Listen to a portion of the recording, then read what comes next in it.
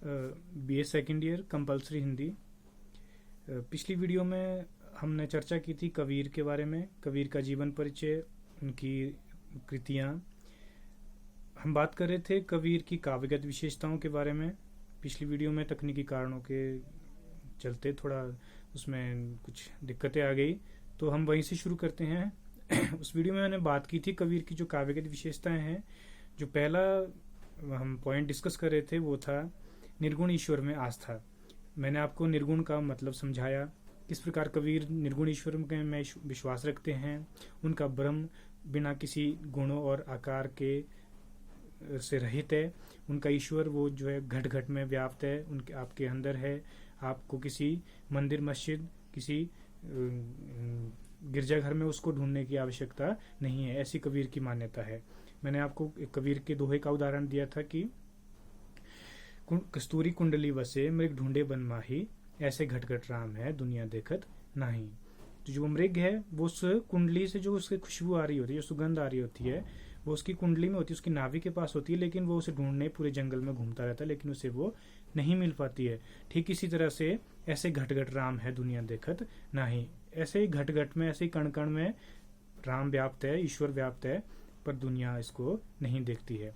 यहाँ राम का मतलब मैं क्लियर कर दूं, राम का मतलब दशरथ पुत्र राम नहीं है, जो हिंदुओं के आराध्य देव है, वो राम नहीं है। ये राम है निर्गुण, निर्गुण ईश्वर।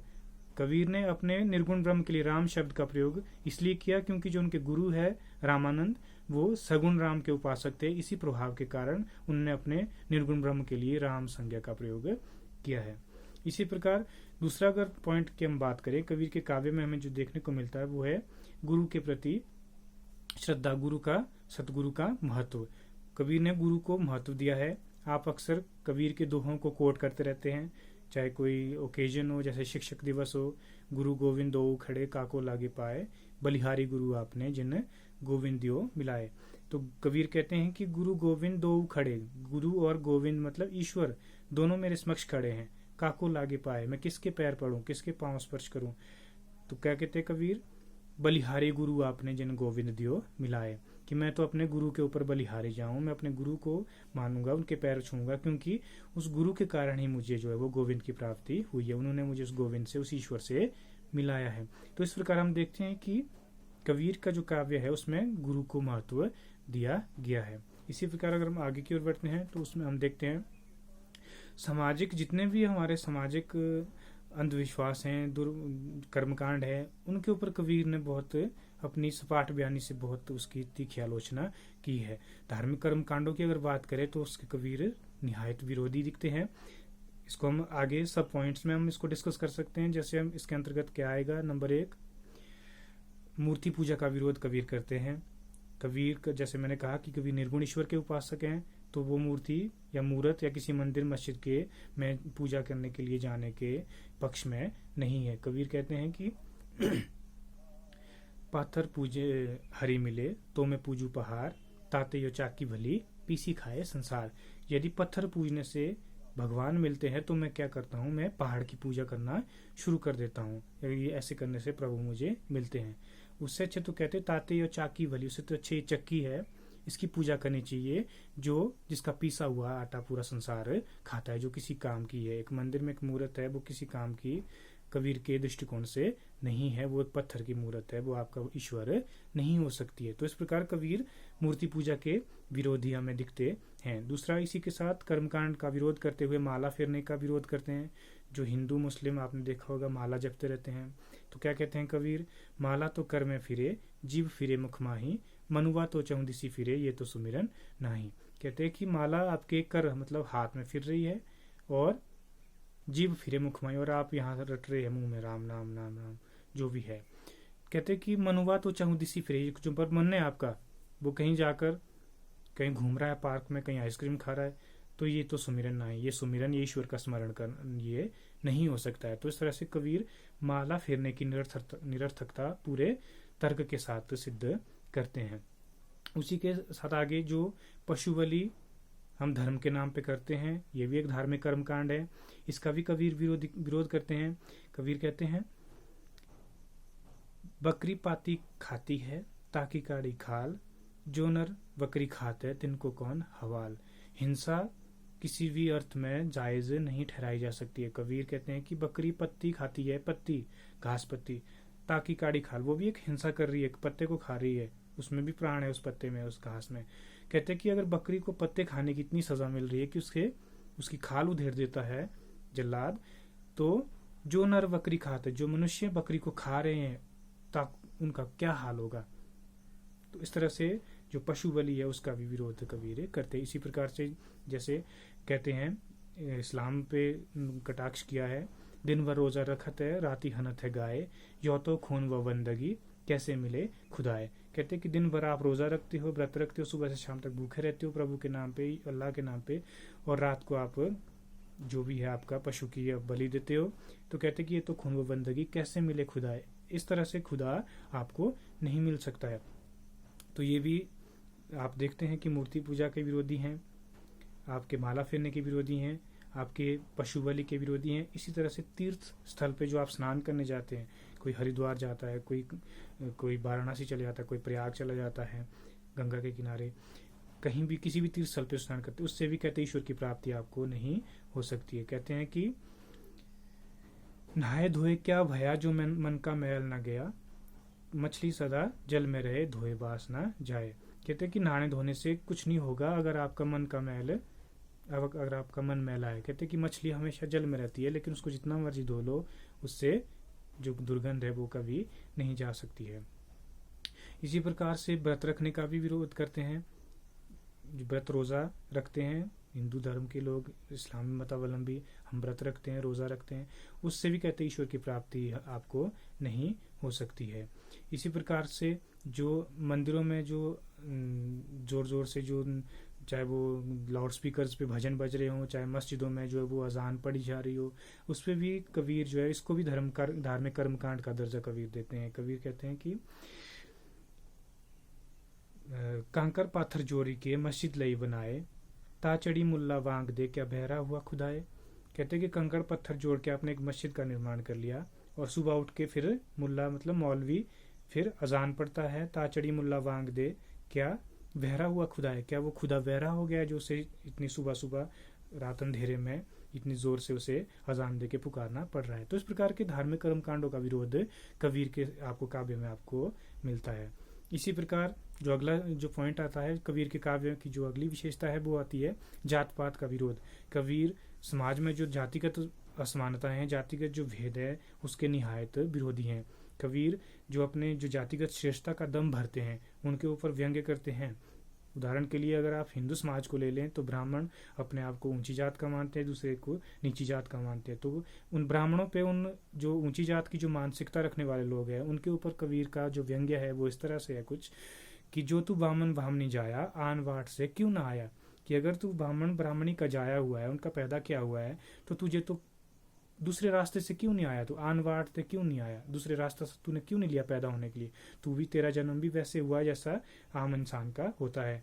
हाँ, यदि तू ऊपर से कहीं से अवतरित होता तब तो तेरी जाति की श्रेष्ठता मानी जा सकती थी, लेकिन तू तो उसी राह से आया है। वैसे ही तेरा एक माँ ने तुझे 9 महीने गर्भ में रखा है, वैसे ही तेरा जन्म हुआ है, तो तू इस जातिगत, इस ब्राह्मण होने की श्रेष्ठता का दम्भ किस आधार पे भर रहा है। इसी प्रकार कबीर कहते भी हैं, जात पात पूछ नहीं कोई, हरि का वजह सो हरि का होए। कहते मैं किसी की जात पात देखकर उसके साथ व्यवहार नहीं करता हूँ, जो हरि को भजता है वो हरि का हो जाता है। हरि यहाँ पे निर्गुण ईश्वर के लिए प्रयोग हुआ है, सगुण विष्णु के लिए नहीं। इस बात का आपको ध्यान रखना है कबीर का जब आप अध्ययन कर रहे हैं। इसी प्रकार जो अगला है वो है परोपकार की भावना। परोपकार, दूसरों के लिए दया भाव, करुणा भाव रखना, दूसरों का भला करना, वो क्या है, परोपकार। कबीर का जो संपूर्ण काव्य है वो अपने लिए नहीं है, वो मानवता के लिए, मानवता के संरक्षण के लिए, मानवता की वृद्धि के लिए, परोपकार, लोकोपकार के लिए है। विश्व बंधुत्व की भावना उनके काव्य में आपको दिखेगी। कबीर कहते हैं कि बुरा जो देखन मैं चला, बुरा ना मिलिया कोई, जो मन खोजा अपना, मुझसे बुरा ना कोई। कहते कि बुरे हम खुद हैं, कोई बुरा नहीं है। कबीर अपनी बात करें कि मैं बुरा आदमी ढूंढने चला था, लेकिन मुझे बुरा आदमी कोई नहीं मिला। लेकिन जब मैंने अपने मन के अंदर झांक कर देखा तो मुझे अपने से बुरा कोई नहीं लगा, क्योंकि सारी बुराइयां हमारे अंतस में ही, हमारे मन में ही, हमारे चेतन में ही है। तो इस प्रकार जो कबीर के काव्य में आपको एक परोपकार की भावना आपको देखने को मिलती है। अगला जो शीर्षक है, अगला जो पॉइंट है कबीर के काव्य की, जो अगली विशेषता है वो है रहस्यवादी भावना। कबीर का जो रहस्यवादी भावना, आपको पहले इसको समझना होगा। रहस्य मतलब कोई मिस्ट्री, मिस्ट्री जो रहस्य है, जो अभी तक सामने नहीं है, जो आपके लिए अभी उत्सुकता का विषय, आप उसके बारे में जानना चाह रहे हैं कि वो कैसा है, कौन है, क्या है, वो भावना आपके अंदर की, उसको क्या कहते हैं, रहस्यवादी भावना। इसको अंग्रेजी में मिस्टिसिज्म कहा जाता है। जो मिस्ट्री है अपने आप में, जो अभी तक जिसके ऊपर से पर्दा नहीं उठा है, जो अभी तक छिपी हुई जो चीज है उसके बारे में आप जानना चाह रहे हैं, व्यक्ति की ये भावना रहस्यवादी भावना कहलाती है। दूसरे अर्थों में अगर हम ले तो ईश्वर के प्रति, ईश्वर को हमने किसी ने नहीं देखा, वो कैसा है, कहाँ है, कैसा रहता है, क्या कैसा दिखता है, लेकिन वो है, इसका अस्तित्व है, ये हम सभी मानते हैं, लेकिन हम उसके बारे में जानना चाह रहे हैं कि वो कैसा है, कौन होगा। तो ये जो भावना है, ये व्यक्ति की रहस्यवादी भावना कहलाती है। तो कबीर के जो काव्य में है वो रहस्यवादी भावना आपको देखने को मिलेगी। तो वो कहते हैं कि मनुष्य आत्मा जो है, जो हम है, जो मनुष्य हमारे अंदर जो आत्मा है, हम परमात्मा के एक अंश है। हमारे और परमात्मा के बीच का जो दूरी है वो अज्ञान के कारण है, माया के कारण है। हम माया के कारण, अज्ञान के कारण उस परमात्मा को, उस परमेश्वर को नहीं देख पा रहे हैं। कबीर कहते हैं कि जल में कुंभ, कुंभ में जल, बाहर भीतर पानी, फटा कुंभ जल जल ही समाना, यो तत् कहो ज्ञानी। कहते कि ये इसी तरह से है जैसे एक पानी का जो घड़ा है वो पानी में है, घड़े में भी पानी है, बाहर भी पानी है। तो जल में कुंभ, कुंभ में जल, जल में कुंभ, पानी में घड़ा है, घड़े में पानी है, दोनों में पानी है, लेकिन परत सिर्फ घड़े की है, वो दो पानियों के बीच में, घड़े के पानी और तालाब के पानी के बीच सिर्फ घड़े की परत है। इतना ही फर्क है। घड़े के अंदर का पानी आत्मा है, घड़े के बाहर का पानी, तालाब का पानी परमात्मा है। वो आभास कब होता है? वो जब घड़ा फूट जाता है, फिर वो घड़े का पानी उस तालाब के पानी में मिल जाता है, फिर क्या हो जाता है, फिर वो पानी एकाकार हो जाता है, फिर उसे अलग आप नहीं कर सकते। आत्मा और परमात्मा के का संबंध भी ठीक इसी प्रकार का है। तो आत्मा और परमात्मा के संबंधों की जहाँ चर्चा होती है वहां व्यक्ति की रहस्यवादी भावना होती है। तो यही रहस्यवादी भावना आपको कबीर के काव्य में देखने को मिलेगी। इसके साथ साथ कबीर माया से सावधान होने का संदेश देते हैं, माया से बचने का संदेश देते हैं, माया का विरोध करते हैं। तो माया क्या है? माया वही है जो आत्मा परमात्मा के मिलन में बाधक है। वो कुछ भी हो सकता है, पैसा हो सकता है, सोना चांदी हो सकता है, सांसारिक सुख को आप भोगना चाह रहे हैं और आप ईश्वर की ओर से अपना ध्यान हटा देते हैं, वो माया हो सकती है। तो कबीर क्या कहते हैं? माया मीठी मोहिनी जैसे मीठी खांड, कबीरा माया मोहिनी जैसे मीठी खांड, सतगुरु की महिमा वही नहीं तो बनाती भांड। कहते ये मीठी खांड की तरह है, ये तो गुरु की कृपा हुई कि मैं उस माया के चंगुल से बच गया और ईश्वर की प्राप्ति मुझे हो गई गुरु के आशीर्वाद के कारण। तो माया का भी विरोध करते हैं। अगला जो पॉइंट कबीर की, अगली जो काव्य की विशेषता है वो है नारी भावना। कबीर चूंकि एक संत कवि थे, इसलिए उन्होंने कहीं कहीं नारी की निंदा भी की है। ये वही उसी नारी की निंदा की है जो व्यक्ति की साधना में बाधक है। जो पतिव्रता नारी है उसकी कबीर ने बुरी बुरी प्रशंसा की है। कबीर कहते हैं कि पतिव्रता मैली भली काली कुचित कुवेश, चाहे वो पतिव्रता जैसी हो, चाहे वो मैली हो, कुचैली हो, वो महान है। लेकिन जो नारी ईश्वर प्राप्ति में बाधक बन रही है व्यक्ति के, वो जो साधना में बाधक है, उसकी कबीर निंदा करते हैं। वो कहते हैं कि नारी की झाई परत अंधावत भुजंग, कबीरा तिनकी कौन गति, जो नित नारी के संग। कहते कि नारी की छाया पड़ने से सांप भी अंधा हो जाता है। तो जो नित नारी के संग है, जो सुबह शाम नारी के साथ ही है, कबीरा उनका क्या होगा उनका। तो इस तरह से हम देखते हैं कि नारी भावना भी, नारी के प्रति कबीर के दो तरह के दृष्टिकोण आपको सामने मिलते हैं। ये कबीर का जो ये एक भाव पक्ष था। अगला आपका आता है शिल्प पक्ष। कबीर के काव्य की विशेषताओं का शिल्प पक्ष के अंतर्गत हम भाषा, रस, अलंकार, शब्द शक्तियां, छंद, इन सब की चर्चा करेंगे। तो अगर भाषा की बात करते हैं तो कबीर की भाषा कोई एक भाषा नहीं है, उसे श्याम सुंदर दास ने पंचमेल सुदुकड़ी भाषा कहा है, जो कई भाषाओं से मिलकर बनी है। तो कबीर की भाषा को हम सुदुकड़ी भाषा, मिलीजुली खिचड़ी भाषा कह सकते हैं। उसी प्रकार जो छंद है, कबीर के काव्य में आपको ज्यादातर दोहा छंद देखने को मिलेगा। उसके बाद अलंकार, हालांकि कबीर शिक्षित नहीं थे, उन्होंने कहा है मसी कागज छुयो नहीं कलम गयो ना हाथ, लेकिन फिर भी उनके काव्य में आपको अलंकार, रस हर जगह देखने को मिलेंगे। वो शायद उनका अनुभवी था जो उनके काव्य में सब काव्य शास्त्रीय चीजें आ गई हैं। उसके अलावा काव्य रूप की बात करें तो उन्होंने प्रबंध काव्य नहीं लिखे, मुक्त काव्य लिखे हैं। उसके बाद हम बात करते हैं रस योजना की। तो रस कबीर का जो रस है वो वैसे तो कोई पर्टिकुलर कुछ कोई हम किसी की श्रेणी में उसे नहीं बांध सकते, लेकिन भक्ति उनके भक्ति रस उनके काव्य में ज़्यादा आपको देखने को मिलेगा। उनके जो रहस्यवादी जो दोहे हैं, जो पद है, उनमें आपको श्रृंगारिक रस भी देखने को मिलता है, जिसमें कबीर उस ईश्वर की खुद को पत्नी मानकर उनके साथ कई जगह आपने ऐसे रूपक देखे होंगे, आप पढ़ेंगे, दुल्हनी गावो मंगलाचार, हम घर आए हो राजा राम भरतार, कि मेरा जो विवाह है वो राम के साथ, वो ईश्वर के साथ होने जा रहा है, मेरा मिलन उनके साथ होने जा रहा है। तो ऐसे जो पदों में ऐसे कुछ एक उनके काव्य में आपको श्रृंगार रस भी देखने को मिलेगा। तो ये था कबीर की काव्य की विशेषताएं हमने आज पढ़ी। आप सभी को समझ आ गया होगा। कोई चीज़ आपको समझ नहीं आती, आप कमेंट बॉक्स में मुझे पूछ सकते हैं। इसके अलावा आपको इसके ऊपर एक विस्तृत प्रश्न बन सकता है, कबीर का पूरा जीवन परिचय, उनका साहित्यिक परिचय, या फिर कबीर की काव्य की विशेषताएं क्या क्या है, या कबीर एक समाज सुधारक कैसे हैं।